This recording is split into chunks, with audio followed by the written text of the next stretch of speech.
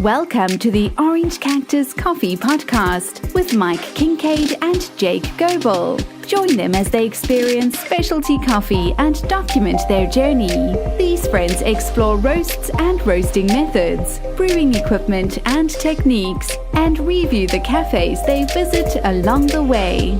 Thanks, Brioni, and thank you for listening to the Orange Cactus Coffee Podcast, where Mike and I talk about Aeropress recipes. We talk about St. Anthony's Industries. We talk about his lack of receiving a December dripper and all kinds of other things regarding coffee, including bringing back another episode of Coffee History. Hope you enjoy it. Let's jump right in. Are we good? We're ready? Good. Yep, we're ready. We're ready. How's the camera look? Are we good? Camera looks great because I'm in it. Yeah, I don't know. It's focusing on your face for some reason. That's what the camera loves me. It really doesn't leave you. It doesn't acknowledge you much. It's not coming. But I think my depth of field is wide enough that I'm still within focus. You're in there. All right. And you are in here with us, the Orange Cactus Coffee Podcast. We're talking about cameras because Mike sets up a camera, and you can also watch this podcast. I guess it would be a video cast at that time. You could set up a camera on YouTube. I could, but I'm not going to. No, the listener of themselves. Oh, yeah. Watching it. Yeah. They have those, what do you think of that? Reaction cams. I love it. It's a big thing where you get someone's reaction whether they're listening or watching something. I think we should do reaction cam shots for the videos that we watch, like the, Mindy messing up Jim Gaffigan's order. Just any of these, the Funny or Die stuff that we had to take down. Maybe we get our reaction shots. Maybe they wouldn't make us take our reaction shots down. Yeah, we had the link to that. But anyhow, my name is Jake Goebel. Copyright. I'm here with Mike Kincaid. And you have joined everybody. A specialty coffee experience journey, or a specialty coffee journey, or a journey into specialty coffee where we... You've become a friend in I'm so our done. lives. Yeah, you're good. You need another cup. Yeah, I need another cup of coffee. That's what I need. You need something decent. I need something decent. I need another cup of coffee. But until then... roaring and ready to go. Isn't that what they say? Rip, rearing, ready to roll. Rearing? Roaring. Rearing like a horse rears, like... Rip rearing. Rearing, yeah. I thought it was roaring. You could do like roaring, like... Rawr. Yeah, I think you could probably do both. You could do rip, rearing, roaring, ready to roll. What is the rip part? Like Tommy Boy when he rips his shirt? Rearing, yeah. Well, if the horse is ready to go, it's almost ripping the bridle out of your hands as it's rearing up on its hind legs. Rearing, and ready to go. Yeah. Nice. Unleash him. Cut the straps. Like the stallion. Let him go. Let that stallion go. The La Ferrari. Let that stallion go. Luigi only followed the Ferraris. Yes, exactly. Good stuff. Yeah, we're not here to talk about Ferraris or videos, but you can catch them on YouTube. Or videos of Ferraris. Or reactionary videos of Ferraris. Like me reacting to a Ferrari. Like when they have the camera in the passenger seat. Yeah. Yeah. Yeah, those are cool too. Those are. Yeah.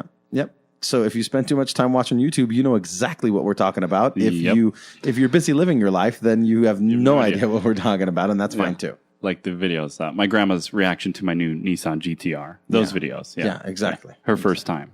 Yeah. In the Ferrari. Those show up in my Facebook feed. And that happened to me today. I watched one video. 4 videos later. Yeah, nice. They got you. They got you. I think we need to change it. Where am I? It's no longer what happened Ronnie. To me? It's Zuckerberg's coming for you. Zuckerberg is coming for you. He's coming for you. Zucks is coming for you. I just thought about that too, while we're thinking, where we're down this tangent street here. Yeah. Facebook now has a pretty robust marketplace for listing used items. It does. I mean, I think it's going to put Craigslist and the like out of business. Yeah. Because now you have kind of a better vetted profile that people are legit. It says kind of where they're living. You can kind of check their profile. Easier connectivity. I mean. Exactly. Yeah. You could send them a message. This person's real. It's not some scam, even though there's probably scams on there. There are no scam accounts on Facebook. I think it's harder. Every person that's on Facebook is a real person. And they are. You can see their picture. Yeah. They're legit. Yeah, right they here. are legit. That is Tommy. Look, right there. There he is. Those are legit persons, peoples. Yeah. Right. I'm wondering what Amazon is going to do to coffee. It's not right now. It's not going to happen in the next 5 years. But in the next 20 years, Amazon's coming for you as well. Jeff is coming for you. If you think about them just buying Amazon. If Amazon just bought Amazon, yes, thank you. My name's Jake. I'm an idiot. Below mine. Amazon just bought Whole Foods. And like Gary Vee done said before, their model is to cut prices, cut zero profit, there's no profit in this new business. Hey, that's what we do. And then, right, they do, but they have other profit to sustain them. In that case, so we do too. We have our job to sustain us. Exactly. Our jobs to We didn't realize we were We're doing the Amazon model. We're doing the Amazon model. Zero profit I like it. on anything that we make. And so that's what they're doing to Whole Foods. They're cutting all the profit out. They drop prices by 43%. They're looking to drive everyone else out of business. And then once the competition is gone, they will slowly raise prices and, start making that a profitable business. Yeah, wait a minute. What are they going to do for coffee, though? 10 cents cheaper last week. Yeah. If you're not even in the conversation when you tell Alexa that you want coffee or that you want a mocha, you're not even in the conversation. I don't know how you're going to last. I don't know how you're going to last, especially on like in the big areas, the coasts. Because you've heard me talk about it before. You go to a small town, there are coffee drinkers there. There's enough population to support a coffee shop, but there's no coffee shops. Mm-hmm. I think that's where we fit in. Yeah. That's where we fit in. But I think we have to build retail with a mobile model. With a mobile model. Yeah. As in we come to you. As in we come to you. Yeah.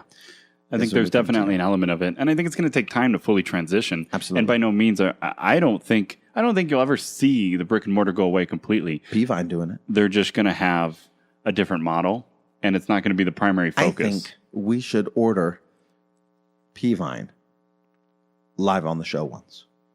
Are we within 5 miles? We're not within 5 miles, so we'd have to go somewhere. We'd have to get within 5 miles. We'd have to set up shop, and then we'd have to order them. I think there's a Starbucks within 5 miles. I know, but I don't want to drink Starbucks. No. We're not drinking Starbucks. Oh, we go to Starbucks? We're just sitting there. Where are you guys at? We're at Starbucks. We're at the... Yeah, just come in.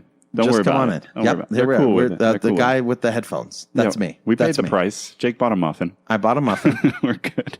We are so good. I bought a blueberry muffin. So now, big shout outs to JD. I know Jay Dizzle is listening. So Jay Dizzle, he hears the blueberries to the face. And now, every time he has a blueberry muffin, he takes a picture of the blueberry muffin. He tags me on Facebook, and he lets me know, yo, getting blueberries to the face. I just want to say thank you. I appreciate that. I appreciate you. I appreciate you getting those blueberries to the face on me. Nice. That brings us into the next portion of the conversation that I'd like to talk about. That is blueberries contain antioxidants. Do they now? Antioxidants fight free radicals in your body. That's true. We confessed our own ignorance last episode where we said, I have no idea what a free radical is. I have no idea what antioxidants are. I have no idea what any of that stuff is. I just like saying it. Yeah. We just knew one was good and one was bad. One was good, one was bad. And that we want to enslave the free radicals. Yes. Yes. Absolutely. Even though they're already... Yeah, that's a good analogy. Yeah. Because they're free. Yeah. Yeah. They're free radicals, so we want to enslave them. We want to bind them. Bind them. Yes. Bind them. Well, thankfully for us, one of our listeners and friends, can I say friends? I don't know, would Chris? We can say friends. Yeah, He's not here to say otherwise. That's right. So Chris is not here to... One of my best friends to argue reached out to us. So one of our friends, he has been on the show before. His name is Chris Griffith. Yeah. And this is what he writes. Dear Tweedledee and Tweedledum. Dear Idiot 1 and Idiot 2. Dear Thing 1 and Thing 2. He's too nice. No, he's too gracious. He didn't. He said, hey, fellas. But he should have. He put our names. In your last episode, you mentioned that you don't really understand free radicals and antioxidants. To simplify...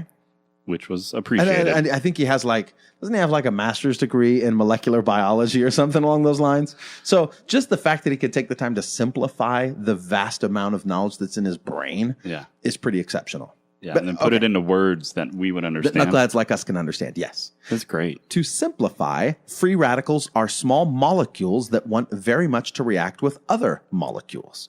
In doing so, they disrupt your normal cellular function. For example, If the molecules that are responsible for repair of DNA or DNA itself are damaged by free radicals, then your cells could become cancerous. This is essentially what happens when exposed to radiation.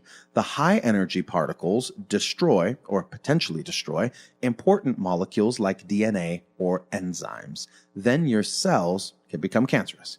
Antioxidants like to disarm the free radicals. So it's nice to have them around as bulletproof vests. So they don't enslave the free radicals. They disarm the free radicals. Yeah, but I like that analogy because in my head I just got this picture of like these little round guys with faces just bopping about in your body. And one goes, hey, wait a minute. What do you got behind your back? What are you going to do with that weapon? Nope, don't think so. And they just disarms them before he even knows what happens. Yeah. Can't do any damage. Yeah. Now he's just a sad. I love it. He's just a free radical that's been disarmed. And I thought there was a nice play into the and what do we do with those? bulletproof. What do we do with those afterwards? What? The disarmed radicals? Yeah. What do we do with the disarmed free radicals? Well, I bet you there's How are they more. eliminated? I don't know. I don't know either. Bulletproof coffee. Oh. That's with the ketones. Nice segue there. Oh, the ketones. Yeah. When you're in a ketonic state. Yeah. A state of being ketonic. I have no idea. Oh, we know just enough to be dangerous. To steer you all wrong. To steer you all wrong. And that's exactly what we want to do. Yeah. We want to steer you all wrong, but we're not going to. In fact, we're going to steer you right. And we're going to steer you right with this week's Brew Tip of the Week. Wait a minute, that didn't sound right. This week's Brew Tip of the Week? Today's Brew Tip of the Week. The Brew Tip. Should we make a jingle for Brew Tip? We don't have a jingle for Brew Tip of the Week, I don't think. No, but maybe you could sing something just right now. What do you want? What should it be? Brew tip. Brew Tip of the Week. Mm-hmm. Brew Tip of the Week. Mm-hmm. Brew, that Brew Tip of the Week. Yeah. Brew, that Brew Tip of the Week. Very good. Very good. I wanted to yell Palmdale the whole time. I don't know so why. What's the Brew Tip? So what's the Brew Tip of the Week, Mike? I'm staring at my screen. Okay, here. open up. I'm so lost. We're in the notes. Open up OneNote. There we are. Click on the link. It's about an Aeropress. Yeah. It's about getting different results from your Aeropress. It's from Ben Jones. It's on Perfect Daily Grind. It is, Ben Jones is the 2016 U.S. Barista World. I'm sorry, the U.S. Aeropress there you go. champion. Yep. And he says, here's how to use an Aeropress. So take it from the champ. Take it from the champ. Don't take it from us because, like I said, we are leading you astray, not intentionally, not maliciously, just because we're us. Yes. I didn't want to say we're idiots, but. Yeah. Well, not anymore. We know what free radicals are and how to disarm them. That's true. I disarm them by consuming antioxidants. Boom. Which coffee has. And so that's another thing. Free radicals, they are kind of overly energetic, overly excited. Yeah. Yeah. Like they're turned up too much. Maybe they don't mean any harm. They don't mean harm. They're just running around with. They're highly caffeinated. They're pumped up. They're excited to be here. They find a crowbar and they do some damage. I didn't mean to. As soon as they come into contact with other cells, they're just like, hey, how's it going? It's just too much. The cell breaks down. I think that could be a picture of someone I know. Yeah. Yeah. Where they're just like, I'm not happy. Whoa. Slow down. Where are you going with that? Down. Where are you going with that? No. Whoa. Yeah. You get a crayon. Give me the pen. I have a son who's very energetic. He is 10. Whenever he gets that. He had from his mama. He had a previous piano teacher. His name's Obadiah. So the piano teacher would say, don't overdo it. So good.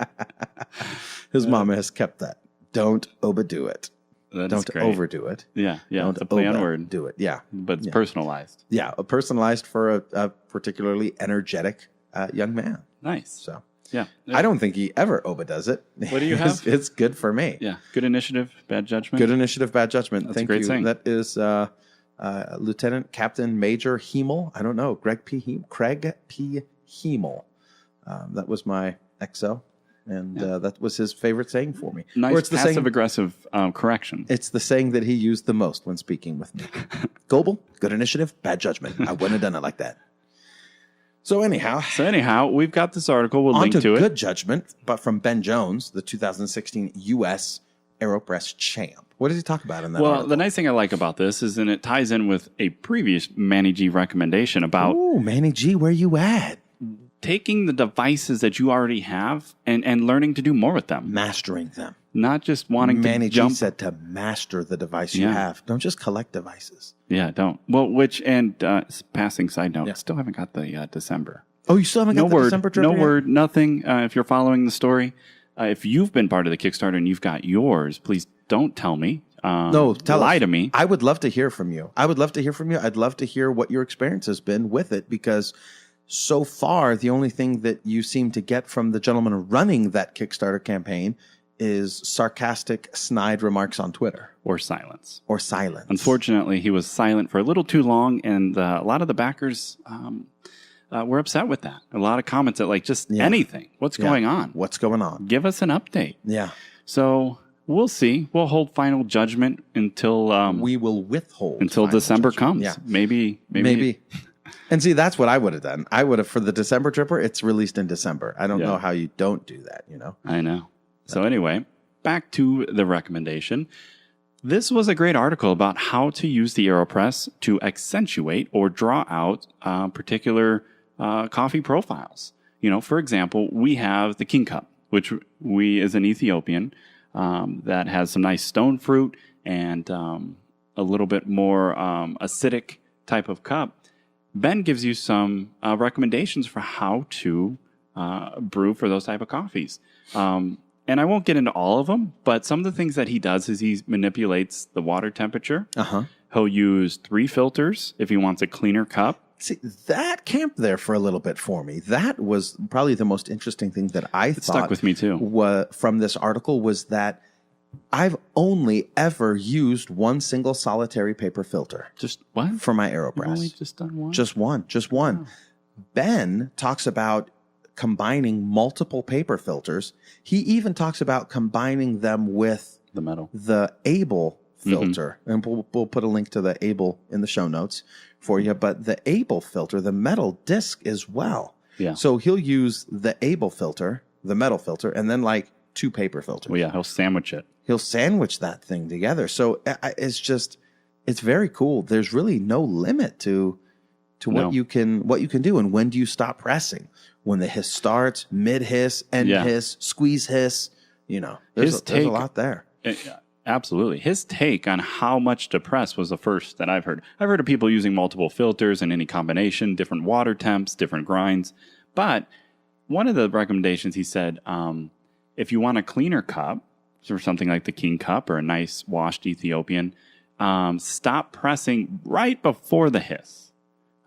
He recommends. If you want something more along the lines of a French press, maybe you're brewing up a nice, a cup with a deeper base, like a Saguaro, the Costa Rican, or some Brazilians or some Colombians that maybe just have a nutty, chocolatey taste profile. He says, go ahead and press it down. Brew a little bit hotter water. Use less filters. You kind of then get a more of a French press immersion style cup from it. Also interesting is he brews at low temperatures around 180 degrees Fahrenheit, which I know you've messed with. I don't know if you've gone quite that low. I do 185 for my, that's what I do for my Aeropress. And then he says, if you want more acidity, go a little hotter. So I think that's really great. Just mastering the Aeropress and say, what coffee you got there? Okay, let's change how we use it. Let's add another filter. Let's lower the water temp. Let's maybe go finer on the grind. And you'll pull out better flavors or more consistent flavors with the way that coffee was roasted. And I thought that just got me excited to use the Aeropress again. So I did. I started using 3 filters. I have the Able disc filter that I threw in there, lowered water temp, just started trying to figure out, okay, because honestly, I've done it in the past, but I haven't done it to this extent. So appreciate the article. Check it out for more. He kind of gives you, and then also at the end, they summarize with his competition winning Aeropress recipe. And they even tell you kind of what coffee he used, a Colombian. And I think it's pronounced, I always mess this up, Huila. I think it's Huila, but it looks like it says Julia. Hula? Yeah. But I think it's Huila. Yeah, I think it's cool. I just one of the things that I love most about the Aeropress Championships is that you seem to be able to duplicate everything that the champs are doing. And, here's the recipe, here's the coffee, you can buy it, you can make it, you can try it. I think that's awesome. It is. It gives you everything on here. The only thing I wish they give you a grind size setting of 8 on the EK43, which I don't have an EK43, so you'd prefer a micron setting so you can prove it. I think that would be cool. I think that's going to be the new standard. So it's just, give you a micron setting, prove it, done with it. And then, okay, cool. Replicate it exactly. Then you can replicate it exactly, yeah. Or especially if you're using third wave water, because now everything is constant, right? Yeah. So that is our brew tip. Use that Aeropress. And I think that is also nice to know because we've always said the Aeropress goes well with, in our opinion, an immersion style like the Saguaro, a coffee that has a deeper base, that does better. But maybe with a few tweaks, it goes even better with something that you would normally gravitate towards a pour over or a V60 on. Yeah. Yeah. Add a couple filters. Lower the water temp. Let us know what works for you. So just a quick update on your December dripper. There is no update. It was, almost $60,000 were pledged. $58,000. A lot of money. That's good. That's a good amount of money. Big funding. So, hi all. We're still shipping December drippers to Kickstarter backers. This was from August 21st. You should be receiving a shipment email from Backer Kit, maybe from ShipStation 2 soon. If you haven't already.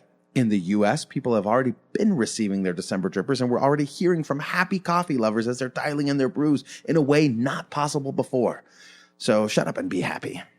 While we're working on shipping out backer rewards in San Francisco, we're also working on incremental improvements to the December dripper in Seoul, some of which may be available for a low-cost accessory upgrade in the future. Speaking of accessory upgrades, we want to announce the first accessory for the December dripper, the Super Slow Gasket.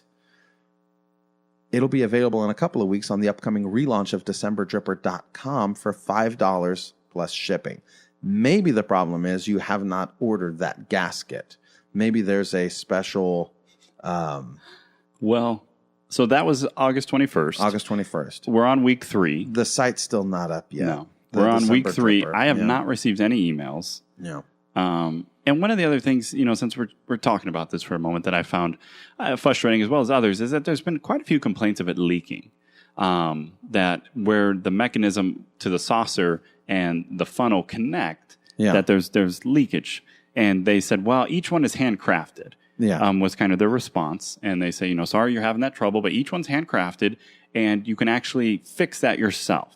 Here's a little video and instructions on how to do so. Uh-huh. I'm not sure how I get that this is a Kickstarter and that there's going to be issues, but how do you feel about that when you ship a product and a lot of people are saying, hey, it's leaking? Yeah. Okay, well, you can just fix that. Here's a how-to on how to fix that. Yeah. Yeah. Tie that in with kind of poor communication, delayed shipment, and also there have been companies, Prima being one, that received their supply. They're already sold out. And so, I don't know. All that together, to me, just unfortunate, wasn't the best run campaign. It's kind of leaving a bad taste in your mouth, yeah. And not just mine. So I've read several comments. People are like, I'm not sure if I would back another product. Yeah. Now you're releasing a new valve that's supposed to be an improvement and also kind of, I think, solve the leakage issue. Yeah. But it's like a 2-in-1. So I don't know. I still, the device, I've heard great things about it. People love it, being able to dial it in and control the flow rate. Really, that's why I was excited to get it, or I'm hopeful I will get it. Yeah. Well, that's, obviously we still believe in the December because we're still talking about it. If we totally wrote it off, then... I've purposely held off on buying any other thing because then we would stop talking about December's coming.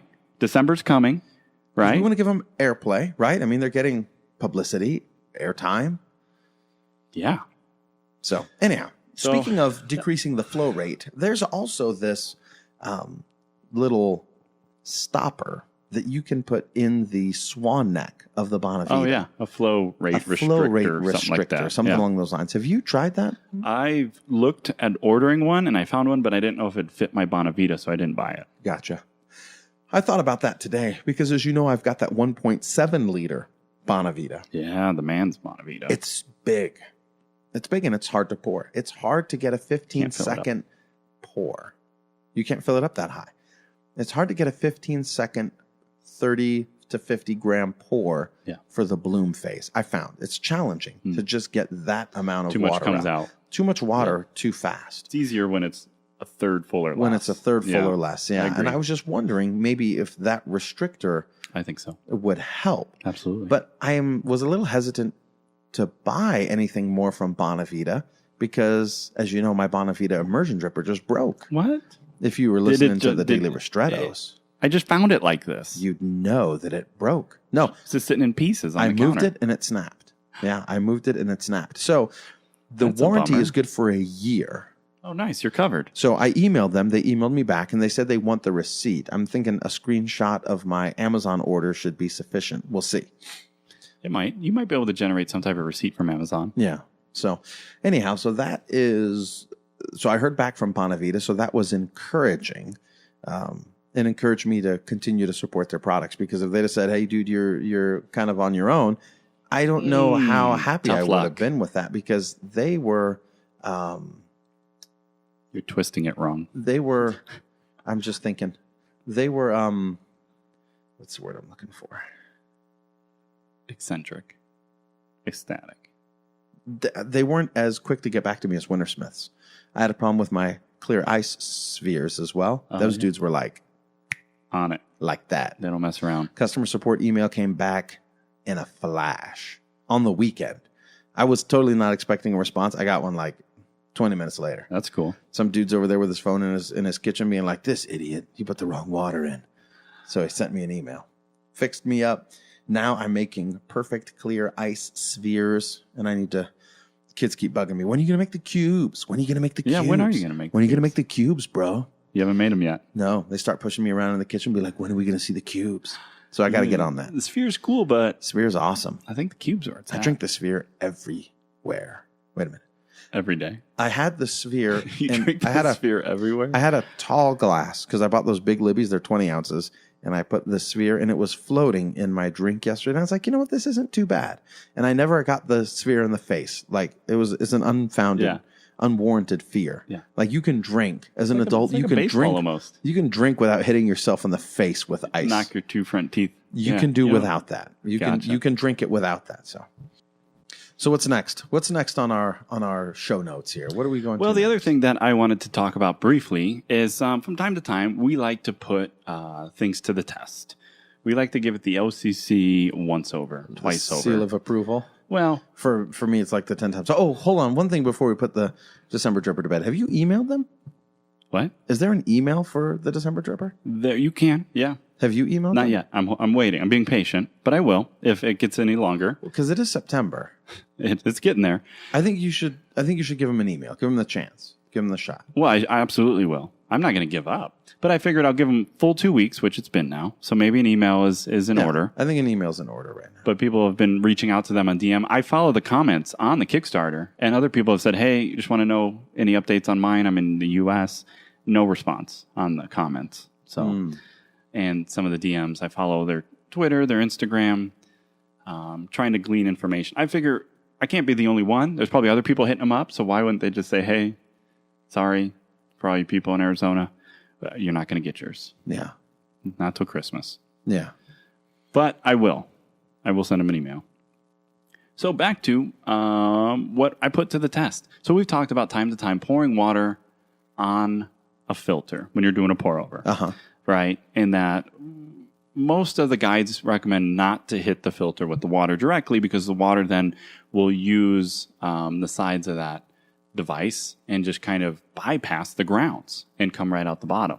I think it's more probably problematic, at least in my mind, with a V60 or maybe even a Chemex. V60's got the rib, so maybe it catches the water a little bit, redirects it. But like maybe a Chemex would be probably the biggest one, to be concerned about. Yeah. So what I did, though, is I had the V60, your V60, that I've been borrowing. Real quick, though, to set the stage even more, a friend of ours put a comment in our Slack. Bold words there, buddy. But okay, an acquaintance, someone that we consider a friend as well, not sure how they feel of us, about us. We sent them a letter, said check yes or no. Nothing. But they said specifically, I saw the water jump the filter and run down the sides. They see it. They see the bypass happening because it was a clear V60. I see the bypass. The water refuses to come into contact with the coffee if you pour it on the side of the filter. Yeah. So, and that still may be true. We need to get a clear one to flesh this out. I thought we were going to talk about your story, though. Oh, I am. But I think it'd be cool to see what's happening in a clear one because I don't have a clear one. We have the ceramic red, right? Ceramic? Yes. Anyway. Porcelain, ceramic. So I thought, what's the difference between porcelain and ceramic? The porcelain one has pores. Oh, perfect. Porcelain. The ceramic has CERMs. CERMs. I think the ceramic is littered with free radicals. Chris, what's the difference between porcelain and ceramic? Okay. So back to your experiment. That could be another segment. Ask Chris. Yeah. We don't know. Physics, biology, science with Chris. It kind of relates to coffee, but sometimes kids. It doesn't. Welcome to the Science with Kids podcast with your host, Chris Griffith. Yeah. It's Ask Chris hour. No, it wouldn't be an hour. So wait. Okay, so here's what I did. I thought, I wanted to experiment with this more. Because even though we agree you shouldn't pour all the water on the filter, we also think there's value in hitting the filter sides a little bit to get all the grounds in the slurry. Yes, get all of the beans down into the pool. Yeah. All kids get in the pool. And so I think something's happening, and I don't doubt you can see in a clear one, as our friend did, that some of the water missed some of the grounds. I'm sure there's some... Raced by them. Yeah. Ignored them. But what I wanted to do is I said, what if I did the entire brew by pouring the water on the filter? So that's what I did. I would say if our friend is correct, then all of the water would have rushed past the coffee because it's on the wrong side of the filter. On the wrong side of the tracks. And gone down into the mug, and you would have had a cup of hot water. You would not have a cup of coffee. Slightly tainted. Maybe a little bit. Maybe there'd be like one or two, molecules of water that came into contact with the coffee, but the water, to the best of its ability, when poured on the filter, it ignores the coffee. Yeah, for the most part. And that's what I thought too. That's what I would kind of what I expected. And granted, when you take things to the extreme, sometimes the results are different. To the extreme, I rock the mic like a vandal. There you go. So that's what I did. Great. Would you like to tell us what happened? I was pausing for dramatic effect. Yeah, so I literally, literally made sure that my pour was, I did everything the same. Everything Filter else only. the same. Yep, filter only, grind size, water temp, everything the same. Ran it along the edge, did my 3 pours after the bloom. And did you bloom? I did a regular bloom. Oh, well, that changes everything. No, the bloom's consistent. All you had was bloom coffee. Well, maybe. But it doesn't account for what happened. So we can still experiment, but let me tell you what happened. Okay. So I did do a bloom, and you could have a point that, hey, you got some extraction from the bloom. Maybe, but bloom traction wasn't my experience. So I did a normal bloom just to get everything wet. All things equal is what I thought. And then for the rest of the water, all 300 grams, I poured on the sides. The water pooled up as it normally does. And That's impossible. No, it sure did. The water raced out the bottom without touching the coffee or the filter. No, it pooled up, I think, just as well. And in fact, it started to pool up too much. Yeah. And it wouldn't drain as fast. The overall brew time was about 1.5 minutes longer. No way. By just pouring on the sides. No, that's impossible. The water I was confused. Through. I was confused. It runs around the coffee. It didn't. It got something. Somehow it caused it to slow down and brew slower.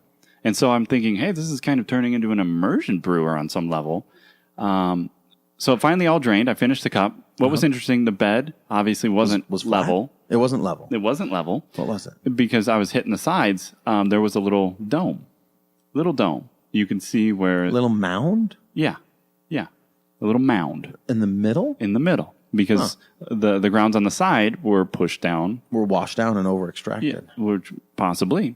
And then the dome in the middle... It's under-extracted. Might have been under-extracted. It may have been dry. Did you check it to see if it was dry? I did, actually. I took it out of the filter. No, it was all saturated. Pretty evenly. I can't believe this. The water, when poured on the filter, the water skips the coffee. Everyone knows this, Michael. Oh. Well, it could have something to do with me doing it in a vacuum environment. Did I mention that? No, you didn't. Were you in outer space? No, I was in my bathroom. Oh, no. With the lights off. With the vacuum cleaner. I had it under the door, sucking the whole time. Weird setup. I didn't want to get into it. But no, anyway, so that was a weird... And the coffee, was it a good cup? Not really. It wasn't the best cup. Yeah. It wasn't sour, though. It wasn't bitter. It was just lacking any clarity. But water... But it was drinkable. But water got in there. Water got into the coffee grounds. Yes. Extraction happened. Yeah. Extraction took place. It was an uneven extraction, and of course we wouldn't recommend it. But I was surprised something caused it to... So if you do one circle around to rinse some of the beans down into the bed, into the slurry, I shouldn't be concerned.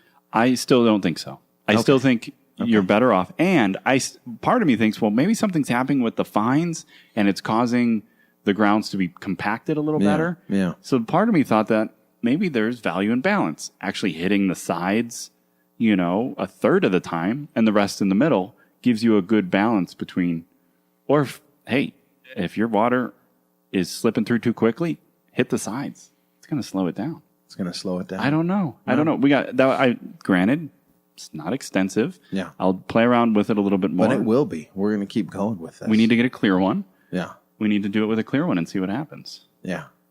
So I don't know if it just grabbed all the fines and then packed them in the bottom and then caused it to then pool up, which some would say, hey, that's a good thing because then your fines are acting as a filter. Others would say, well, you don't want fines at the bottom because you're going to over-extract them. Yeah. I don't know what I say. All I know is it took longer to brew. It took longer to brew. Well, I think a combo method is where I would fall. I think that's fair. And it ties back in with what Manny G said last time about using the brewers you got and trying different methods. Yeah, dial it in. You never know what's going to happen. So that was a surprising result and fun to try. Mm-hmm. So let's see. That's all I've got for that. Moving right along, we had I had an interesting interaction and article I came across. Crossed. Across. Yeah, it was with a T. Yeah. Oh, okay. It was horizontal banner ad. Oh. So I thought that's definitely across. That's across the top of the screen. Across. Perfect. It was talking about St. Anthony Industries. I don't know if you guys are familiar with them. Yeah. Are you familiar with them? Tony. They've got Tony. Yeah. Tony Industries. From Brooklyn. They've got the Page Brewer. They've got the Phoenix Brewer. The Phoenix 70? The Phoenix 70, yeah. So they've got some cool things, and they've got some theories behind their method, which is a 70-degree angle on the sidewall instead of the 60-degree angle. Their products are kind of pricey, aren't they? They're actually not too bad. Not too bad? What's the Phoenix 60? 70? You can get it for $30. Is it $30? They have the original 65 because I think of the materials and maybe how it's made. But their newest one, I think, is 30 or 35. The Page Brewer, I think, is also 30 or 35. They had some sweet little glasses. I was going to order them because I know we're on the hunt for some good mugs. Yeah. They're nice, but they're only like 120 milliliters in volume. That's too small. I was like, that's too small. Yeah. But anyway, they had an article that I came across. There it is. Phoenix 70, the original, $64. Yeah, the original $64. And But the 2 is the new one. The Phoenix is what? $64. Phoenix. Oh, $38 for the version 2. Phoenix 70 version 2. Oh, okay. And then the Page Brewer, which is the same thing, same design essentially, but has the decanter, the glass vessel. That is cool. I like that one. Yeah. Wow, cool stuff. So is that going to be the new brand that we kind of go towards and start? It was what I was going to start. Yeah, I think so. I think it's cool. They're out of Utah. There's an 8-ounce ceramics mug, and there's the plum. Oh, hold on. Sorry, I had to sneeze real quick. So that is the snifter. Is that what the snifter? Yeah, isn't that cool? The plum bottom snifter. Yeah, that is cool. It reminds me, it's glass, but the shape is similar to the mugs, the ceramics that Tim Wendelbo uses for at least one of them. Well, it's insulated, and they're sold out. I think they're hot little items, but or at least they were last week. But they're not big enough. 130 milliliters. They're not big enough. Wow.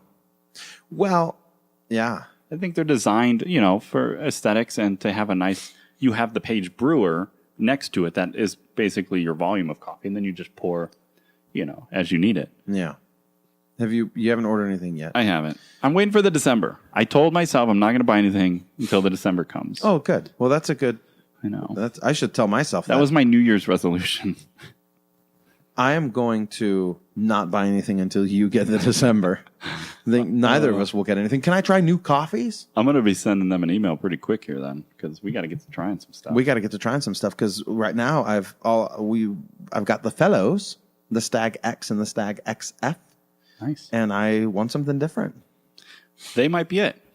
So they had an article. I want that bronze Kalita that's $100. That's cool too.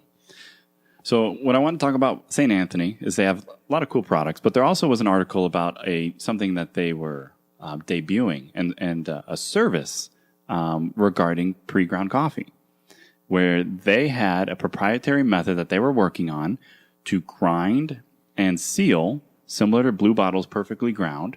Yeah. And probably in an oxygen contained or hermetically sealed environment. Hermeneutically sealed. Hermeneutically, yep. So you have your hermeneutics. And they get sealed. And they get sealed up. Perfect. Forever. I love this. And they said they guarantee the freshness of the coffee for up to 3 months. And it was something they were looking at doing as a service for roasters.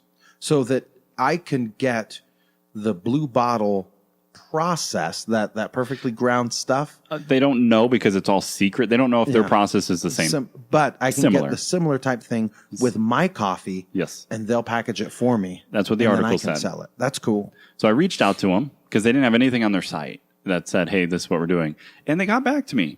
So props for that. Yeah, I know, right? Did you send it? What email address did you send it from? Not yours. Did you send it from the Cactus Victorious or did you send it from, Yeah. Oh, okay. The legit one. Mike at orangecactuscoffee.com?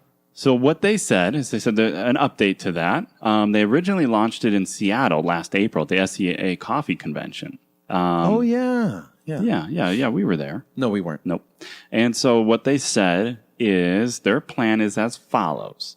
They are going to purchase roasted coffee from leading roasters, package them, and they call it in the 97s and better packaging system. That's what they're calling it. Once packaged and sealed in the 97s and better packaging, we'll use them to fulfill surprise brand subscription orders.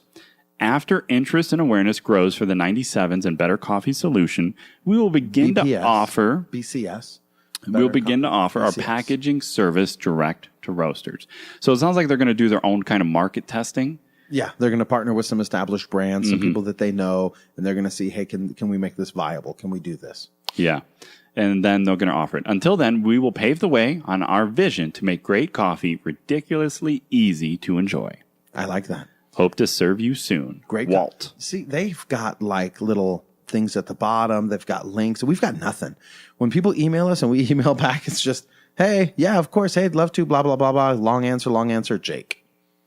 It's great. No, I think we need signatures. Yeah. Coffee signatures. Okay. You can add it. All right. There's little. So, but my point was, I think this is exciting, and I think it's cool that a roaster, you could, if it works out, and they offer that service, ship them your beans, they package them, and maybe they even fulfill orders, or they send them back to you. That'd be cool. And yes, it's going to cost more, but now you can compete with the big dogs, right? You can compete. Blue Bottle with the best technology on the planet. That? How do you say that? La Colombe? La Colombe? Colombe? Is that what you say? La Colombe. I don't know. COLOMBE. Is it OMBE or is it UMBE? I don't know. La Colombe. Well, let's just say La Colombe. I like it. You know who else is doing great stuff too. that we had talked about before? Who's that? Press Coffee. Their newest location. Where is it at? Their baristas in Phoenix. Place where James says you can't get good coffee. It's beside the point. So they are teaching people how to get the best coffee at home. No. They have classes. Remember we talked about they're going to put themselves out of business. No, they won't. No, they won't. No, they won't. It's a trade secret. There are no secrets. It is too difficult. You cannot do it at home, Jake. In fact, you can buy everything you need right here in our store, and we'll teach you how to use it. And then let's set you up with a subscription for filters and coffee and third wave water packets before you leave. If you believe that, I've got a bridge. Bada boom, bada bing. I thought it was some oceanfront property in Arizona. We were supposed to have front porch, you can see the sea. I got some. They attribute oceanfront property. What? Alcohol. Tell me more. Alcohol was, in part, as the story goes, the reason that Arizona does not have a port as it should have. It's part of the original purchase, as so we were taught. But there's a big slant on the bottom left corner of Arizona's property lines. Property lines? State lines? Do you mean state lines or property lines? Well, then it was property. They said, you group of guys go out and draw the lines. They went on a little expedition. And after they've got these nice, 90-degree lines, they started to get, as they say, heat stroke, plagued with delirium. Alcohol played a part, and they just cut the trip short and didn't make it to the ocean. So which ocean were they going to? That wasn't the Gulf of Mexico. There's supposed to be a port. Oh, I see. So we should have a little bit of Sonora and Baja there. That was part of the original purchase, if I'm remembering my elementary history So the Gulf teaching. of California, we should have a piece of that Gulf of California there. Yeah, it should have went straight across. Across or across? Yeah, I added T for dramatic effect. Oh, it's working. It's a lot of drama there.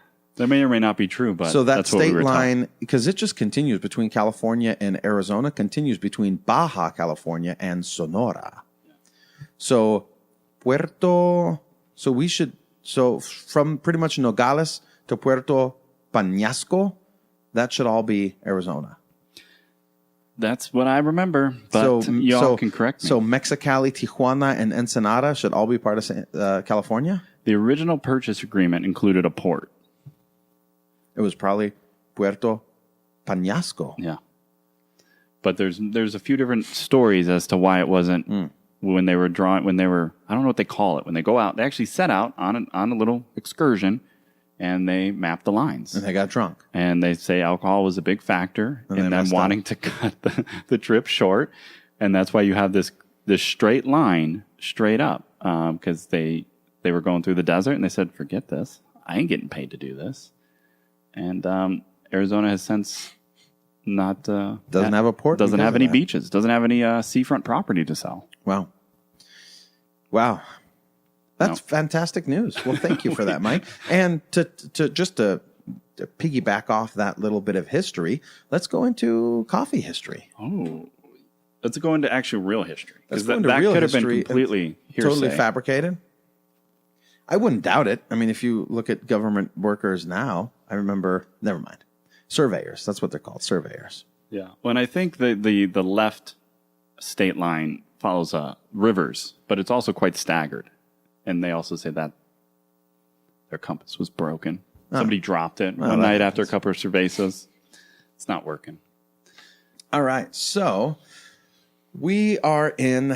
this week we are in the Book of Roast. This is The Craft of Coffee Roasting from Bean to Business. It is a collection of articles from Roast Magazine, published in 2017 by JC Publishing, Inc. And you can find this book, and we'll throw a link in the show notes at roastmagazine.com? Roast Magazine? What? Roast something? Yeah, Roast Magazine. Roast Magazine.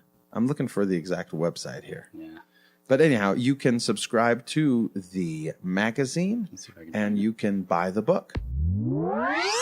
Coffee Issue with Michael Kincaid. Yeah, kind of boring, but listen anyway. So we are on page 21, Sea Salt and Skimmings, The Historic Limitations of Green Coffee. This is the same book that we read remember the roasting story out of. Might kill you. Yeah, might kill you. For today's craft roasters used to let me start over again. Start over. Let me start over again. For today's craft roasters, used to the speed and efficiency of receiving green coffee shipments from origin, it is amazing to consider some of the challenges faced by coffee roasters in the early 20th century. Published in 1910, the book History and Reminiscence of Lower Wall Street and Vicinity is a first-person report about the merchants and traditions of New York's premier coffee and tea street at the time, the source for nearly all of the nation's green coffee. Written by Abram Wakeman, who started on the street as an office boy, earning 50 cents for a 6-day work week, which was deducted 25 cents for every tasting cup that was broken during wash-up. The book describes the importation of old government Java coffees into New York, which, as Ach mentions, were perhaps actually from Sumatra. Now, who was Ach? He was the one that worked in the roastery. Oh, that's right. He was the guy. What was his name? I think it's right. Yeah, something Edward Canby. I want to provide the context here for Mr. Ach, because we're gonna. Oh, Ferdinand Ach. He was a coffee roaster from Dayton, Ohio. There we go. Prior to the founding of the coffee exchange, Java was the coffee of speculation, not only the condition of the market, but also that of the coffee when it arrived being uncertain, Wakeman writes. It was considered a good gamble, the coffee being bought at the Java government sales, which took place every 4 months. The coffee of the December sale was thought to have better chance of arriving in New York brown, which enhanced its value. Let me explain why Java should arrive brown, Wakeman continues. When shipped, it is very pale, the same color as an ordinary Maracaibo. After being placed in the hold of a vessel, the hatches are battened down as tight as possible. While in the tropical climate, the moisture of the coffee evaporates, producing almost a steam in the hold. This moisture condenses on the bottom of the decks and drops on the mats, damaging a portion of the coffee. This damaged coffee is called skimmings. The steam has caused the coffee to become almost parboiled. After the excessive dampness passes away, the heat causes the coffee to brown. The browning process is what gives Java the fine flavor. Any other mild coffee going through the same process will also be greatly improved and closely resemble Java in appearance and taste. Amazingly, the semi-roasted coffee accidentally produced in the sauna-like conditions that existed below decks was thought by early roasters to be an improvement over the original. Nice. Wakeman notes, as soon as the vessel sailed, float contracts were sold and resold many times before she arrived. As the time drew near for arrival, the anxiety to know as to how her cargo would turn out commenced. If light, there would be a loss. If brown, a profit. The situation Wakeman describes with December sailings from what is now Indonesia exists even to this day, as the cooler ocean waters and air hasten the condensation of the coffee's water vapor during the winter months. Most craft roasters have witnessed the changes in many Indonesian coffee arrival quality as the months progress, with the potential for damage from condensation and heat feared by today's roasters, rather than anticipated as they once were. Yeah. It certainly is a little bit of a change, and it's amazing how our current kind of outlook and our current culture affects how we view things. Absolutely. And what I just found, too, while you were reading that, is there's a company, it looks like in the UK, what would you say, Whittered? Anyway, they sell old brown Java coffee. And this coffee that they sell is old brown. It's aged over a period of 5 years to resemble this process that used to happen naturally. Wow. Yeah. So there's still market for this. Yeah. But you are right. Nowadays, nobody would touch that. Most specialty shops want as fresh as possible. We want it sealed in Grain Pro bags. We don't want anything to touch it. Yeah. We're freezing it. We're vacuum sealing it. Yeah. We're trying to reduce the impact the environment has on the coffee once it's done. Yeah, exactly. It's very interesting. But I think it's cool. And part of me thinks we shouldn't, and they didn't, completely discredit. It's got really good reviews. I don't know how legit it is. On this website, 12 5-star reviews. It's $9 for 8 ounces. Well, we're not going to taste it. I mean, if that takes 5 years, it's still not the same thing. No, it's not exactly. You could order it and get something similar, but you're not going to get what it really was. Shipped in a container over 3 months or Unless whatever. you can parboil it. You probably could. Unless you can batten down the hatches. Yeah, it's interesting. Unless you can let that water evaporate and turn into steam. Now, we do similar things, though, with the barrel-aged coffee. And you kind of, infuse it with other elements around it. Right? I mean, you sweat into your beans, right? Yeah. You make Roasting in the garage. Yeah. You get all sorts of stuff going on. Just sweating into the beans. That produces a certain flavor profile that is very delicate. And, well, the steam, when it drips into the cooling tray, just helps them cool quicker. Oh, that's crazy. So anyhow, I think that's going to do it. I think that's going to do it for us. I think that brings it to a close. No, I was just going to let you guys know that we've had a lot of requests for information on the bullet. Oh, yeah. Lots of information on the bullet. Lots of emails. Lots of requests. Yeah. And so that made us think, how can we do this more efficiently and what value could we provide to the masses instead of individuals? And that was to do a follow-up. So we're going to have an episode coming soon about life with the bullet. Yeah. And try and answer as many of these questions. And that's just the bullet's not me. That would be life with the ginger bullet. The ginger bullet? Yeah. The copper bullet? The copper bullet. Life with the copper bullet. Yeah. Is that the hollow point? Or? Yeah, that's me. Yeah. Hollow. So that's all I wanted to say. And other than that, I'm not going to screw this up. Oh, Mikey never does. He never does. Thank you so much for listening to episode 77 of the Orange Cactus Coffee Podcast. This was your host, The Ginger Bullet. And of course, you can find the show notes at orangecactuscoffee.com/episode 77, where I put some links to all the things that we talked about in the show notes. I really appreciate you guys kicking it with us. I really appreciate your ear and you hanging with us. I will catch you next time.